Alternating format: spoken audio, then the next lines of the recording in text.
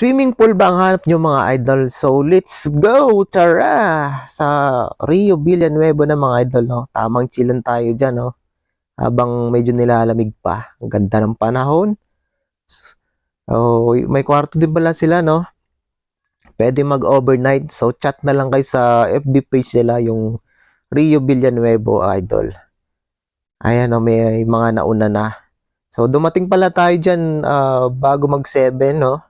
So, inagahan talaga natin kasi wala tayong reservation. So, walk-in lang.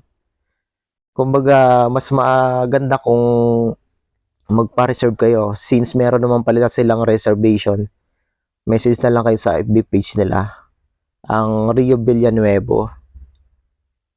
So, maganda ngayon. So, hindi pa ganun ka-crowded. Napakalinis ng tubig. Ang ganda talaga.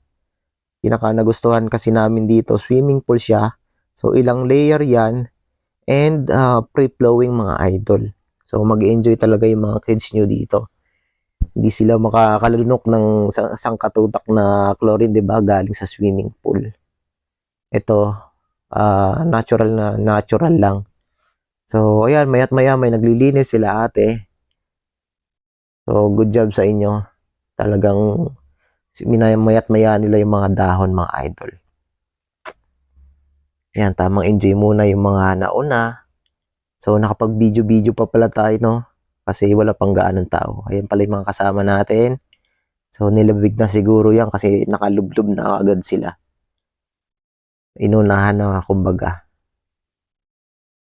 Ayan, marami pa rin mga peso sa itaas mga idol, no? So, hindi pa naman ganun din ka-summer talaga. Pero kung gusto nyo nature spring, dito na kayo. So, saan kayo pupunta yung apat na yan mga idol, mga kasama natin yan, no? Pupunta siguro yan dun sa kabilang yung may slide na swimming pool. Ang maximum lalim dyan, meron silang 6 feet dyan. 3 feet hanggang 6 feet mga idol, no? So, safe naman siya. Meron namang grills yung mismong slides. So, hindi rin na rin tayo nagpahuli dyan. Sinubukan na rin natin syempre pa-experience. And masulit talaga yung entrance natin mga idol, no?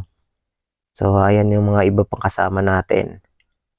Tip ko lang, sa gate 2 kayo mag-parking mga idols, no? Hindi ganun katarik. I mean, mas maalwan pag nagdala ka ng gamit. Yun lang.